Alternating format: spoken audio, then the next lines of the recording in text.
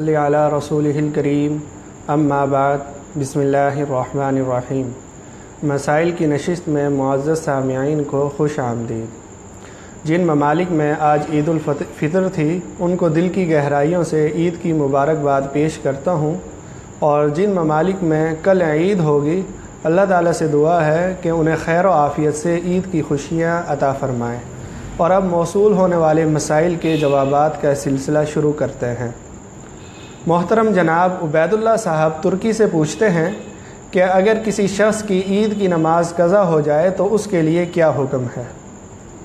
محترم، آپ کے سوال کا جواب یہ ہے کہ اگر کسی شخص کی ایک جگہ عید کی نماز قضا ہو جائے تو قرب و جوار میں کسی دوسری عیدگاہ یا کسی دوسری مسجد کے اندر عید کی نماز ملنا ممکن ہو تو وہاں جا کر عید کی نماز پڑھی جائے، اور اگر کسی بھی جگہ عید کی نماز ملنا ممکن نہ ہو تو ایسی صورت میں نماز عید کی قضا نہیں، کیونکہ عید کی نماز کے لیے کچھ شرائط ہیں جن کی روشنی میں اکیلا شخص عید کی نماز نہیں پڑھ سکتا۔ دوسرا سوال ایک خاتون کراچی سے پوچھتی ہیں، کچھ عرصہ قبل ہمارے چچا کی وفات ہو گئی تھی، ان کی وفات کے بعد یہ پہلی عید ہے۔ اب ہماری تائی نے کہا کہ کوئی بھی نیا سوٹ نہ پہنے اور نہ ہی تیار ہو،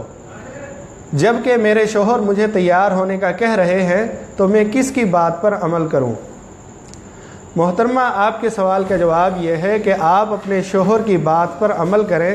کیونکہ ان کی بات درست ہے، اور جہاں تک آپ کے چچا کی وفات کی بات ہے تو اس کے بعد اگر یہ پہلی عید آ رہی ہے تو اس میں آپ کی تائی کا یہ کہنا کہ نئے کپڑے نہ بنائے جائیں اور عید کی تیاری نہ کی جائے تو ان کی یہ بات شرعاً درست نہیں ہے، اس لیے ان کی یہ بات شرعاً درست نہیں ہے۔ نیز اسلام کے اندر قریبی رشتہ داروں کی وفات پر طبی غم منع نہیں ہے، بلکہ طبی غم ایک فطری بات ہے جو انسان کو خود بخود ہوتا ہے۔ مثلا ایک ماں کا بیٹا فوت ہو جائے تو ماں کے لیے ساری زندگی ایک طبی روگ ہے، لیکن جان بوجھ کر سوگ کی کیفیت طاری کرنا، مثلا فوتگی کے بعد پہلی عید کو نئے کپڑے نہ بنوانا، اور اگر کوئی بنوا لے تو انہیں برا سمجھنا، اس قسم کے سوگ کا اسلام میں کوئی تصور نہیں، بلکہ یہ تو ہندوانہ طریقہ ہے۔ اسلام کے اندر اگر شوہر فوت ہو جائے تو صرف بیوی کو 4 ماہ 10 دن تک سوگ کا حکم ہے، وہ زیب و زینت ترک کرے گی۔ بیوی کے علاوہ اگر کوئی اور قریبی رشتہ دار ہیں تو وہ خواتین 3 دن تک قصداً سوگ ترک کر سکتی ہیں، قصداً زیب و زینت ترک کر سکتی ہیں، لیکن یہ بھی ضروری نہیں ہے، اور 3 دن کے بعد تو قصدی طور پر جان بوجھ کر سوگ اختیار کرنا یا زیب و زینت ترک کرنا یہ اسلام میں نہیں ہے۔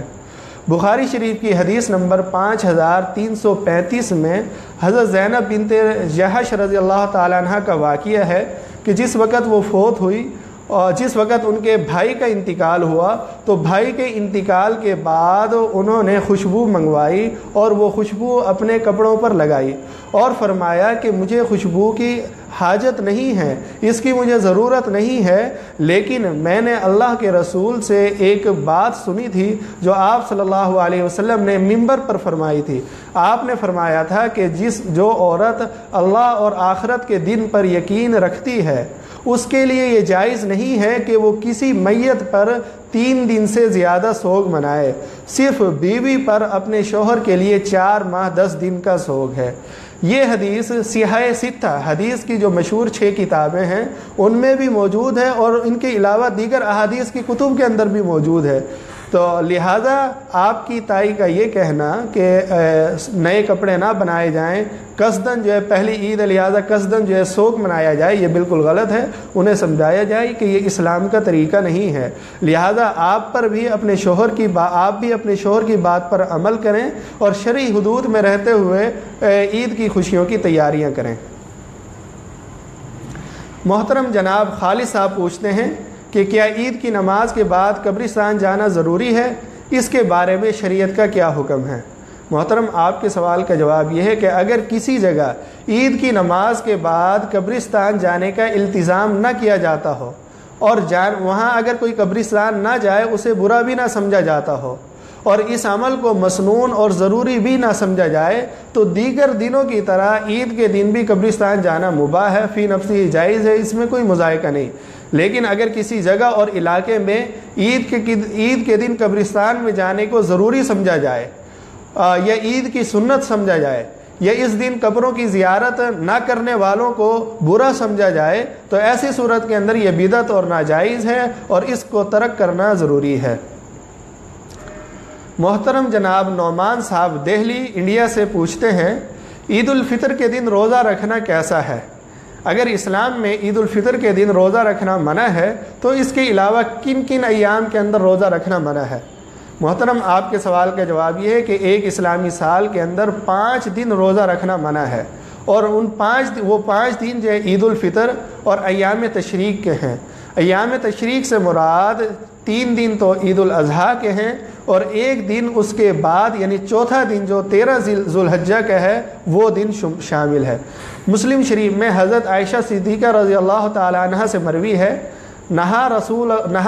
اللہ صلی اللہ علیہ وسلم عن صومین یوم الفطر و یوم الاضحیٰ،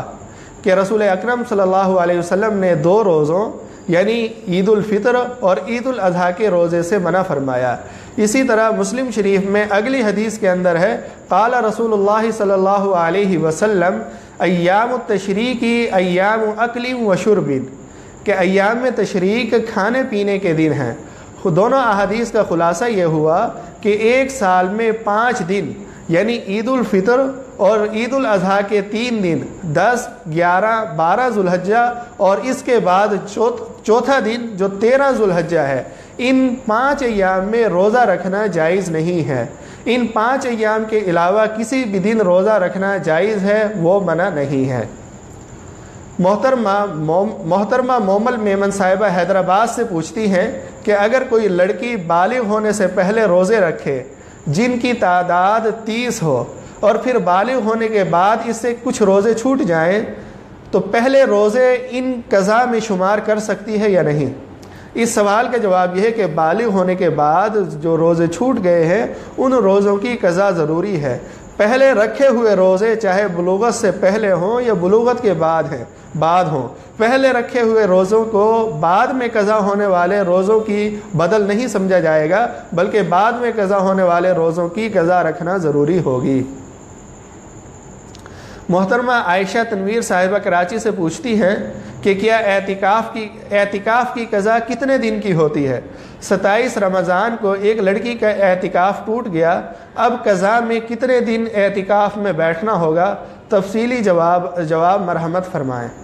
محترمہ اس کا جواب یہ ہے کہ مذکورہ لڑکی اگر مسنون اعتکاف میں بیٹھی تھی، مسنون اعتکاف سے مراد یہ کہ آخری مکمل عشرے کا اعتکاف میں وہ خاتون وہ لڑکی بیٹھی تھی اور پھر 27 رمضان کو کسی وجہ سے اعتکاف ٹوٹ گیا تو جس دن کا اعتکاف ٹوٹا ہے اسی دن کی قضا ضروری ہوگی، اور قضا کے لیے روزہ رکھنا بھی ضروری ہے، جس کی تفصیل یہ ہے کہ اگر اعتکاف دن کے اندر ٹوٹا ہے تو روزہ رکھ کر صبح صادق سے غروب آفتاب تک اعتکاف کرنا ہوگا۔ صبح صادق یعنی سحری کا وقت ختم ہونے سے پہلے فجر کا وقت شروع ہونے سے پہلے اپنے مخصوص کمرے میں وہ بیٹھ جائیں، یا تو سحری بھی وہی کر لیں یا سحری دوسری جگہ کر کے وقت ختم ہونے سے پہلے متعینہ کمرے میں بیٹھ جائیں اور وہاں پر اعتکاف کی نیت کر لیں، اور مغرب تک اعتکاف کی نیت سے وہ اس کمرے کے اندر بیٹھی رہے گی۔ اور اگر رات کو اعتکاف ٹوٹا ہے تو پھر 24 گھنٹے کا اعتکاف کرنا ہوگا، مغرب سے لے کے مغرب تک، یعنی ایک دن سورج غروب ہونے سے پہلے اپنے متعینہ مخصوص کمرے کے اندر بیٹھ جائیں اعتکاف کی نیت سے، اور پھر اگلے دن صبح روزہ رکھیں، اور پھر جب مغرب کا وقت آئے اس وقت تک وہ اعتکاف کے لیے بیٹھی رہیں، مغرب کے وقت وہ اعتکاف سے اٹھ جائیں، تو اس طرح ایک مکمل دن کی قضا ہوگی۔ محترم جناب جاوید خان صاحب بنو سے پوچھتے ہیں کہ صوبہ سرحد میں 20 رمضان المبارک جمعرات کا دن تھا اور پنجاب میں جمعے کا دن تھا، اب صوبہ سرحد کے بعض علماء مہد الفقیر ضلع جھنگ میں جمعے کے دن اعتکاف کے لیے بیٹھ گئے۔ پوچھنا یہ ہے کہ صوبہ سرحد کے ان علماء کا اعتکاف نفلی شمار ہوگا یا مسنون شمار ہوگا؟ محترم آپ کے سوال کا جواب یہ ہے کہ مذکورہ افراد اگر 20ویں روزے یعنی جمعے سے لے کر آج غروب آفتاب تک اعتکاف کے اندر بیٹھے رہے تو ان کا اعتکاف مسنون شمار ہوگا۔ محترم جناب ریاض صاحب سکر سے پوچھتے ہیں کہ عید مبارک کہنا کیسا ہے؟ محترم آپ کے سوال کا جواب یہ ہے کہ عید کے دن کسی کو عید مبارک کہنا جائز ہے، کیونکہ عید مبارک ایک دعا ہے اور دعا ہونے کی حیثیت سے اس کا استعمال درست ہے، جیسا کہ بعض روایات میں عید کے دن تقبل اللہ منا و منکا صحابہ کرام اور آپ علیہ السلام سے کہنا ثابت ہے۔ تو وہ ایک دعا ہے، یعنی اللہ تعالیٰ ہماری طرف سے اور آپ کی طرف سے عید کو قبول فرمائے اور بابرکت فرمائے۔ تو عید مبارک کا معنی بھی یہی ہے کہ اللہ تعالیٰ اس عید کو آپ کے لیے بابرکت فرمائے۔ تو اس نیت سے، دعا کی نیت سے عید مبارک کہنا فی نفسی جائز ہے، اس میں کوئی حرج نہیں ہے۔ البتہ اگر کوئی حد شرعی سے تجاوز کرے اور عید مبارک کہنے کو عید کا حصہ سمجھے، عید کی سنت سمجھے، حتیٰ کہ وہ مسنون سلام کے بجائے، سلام کرنے کے بجائے صرف عید مبارک کہنے پر اکتفا کرے، تو یہ عمل درست نہیں ہے، اس عمل سے اجتناب کرنا ضروری ہے۔ محترمہ فاطمہ صاحبہ لاہور سے پوچھتی ہیں کہ بچوں کو عیدی دینے کا کیا حکم ہے؟ محترمہ اس کا جواب یہ ہے کہ عید کا دن چونکہ مسلمانوں کی خوشی کا دن ہے، اس لیے بچوں کو خوش کرنے کے لیے اگر کوئی دلی رضامندی، دلی خوشی سے دکھلاوے کے بغیر حسب استطاعت اور حسب توفیق بچوں کو عیدی دے تو اس میں کوئی حرج نہیں ہے، اس میں کوئی مذائقہ نہیں، یہ جائز ہے۔ محترمہ ناہدہ صاحبہ کینیڈا سے پوچھتی ہیں کیا شوال کے 6 روزے رکھنا کیسا ہے، اور کیا انہیں عید کے فوراً بعد مسلسل رکھنا ضروری ہے یا وقفے سے بھی رکھ سکتے ہیں؟ محترمہ آپ کے سوال کا جواب یہ ہے کہ شوال کے 6 روزے رکھنا مستحب ہے، جیسا کہ مسلم شریف میں حضرت ابو ایوب انصاری رضی اللہ تعالیٰ عنہ روایت کرتے ہیں کہ رسول اکرم صلی اللہ علیہ وسلم نے فرمایا من صام رمضان، جس شخص نے رمضان کے روزے رکھے، ثم اتبعہ ستا من شوال، پھر اس کے بعد شوال کے 6 روزے رکھے، کان کصیام الدہر،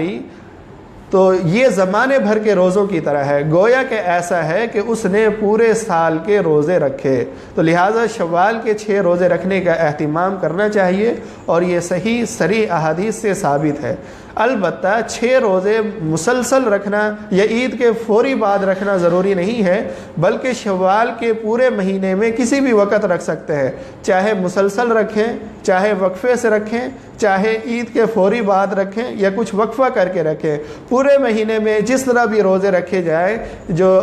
6 روزے رکھنے کی جو فضیلت ہے وہ فضیلت حاصل ہو جائے گی۔ سوال و جواب کا سلسلہ مکمل ہوا، الحمدللہ۔ اللہ تعالیٰ آپ کا حامی و ناصر ہو، وآخر دعوانا ان الحمدللہ رب العالمین۔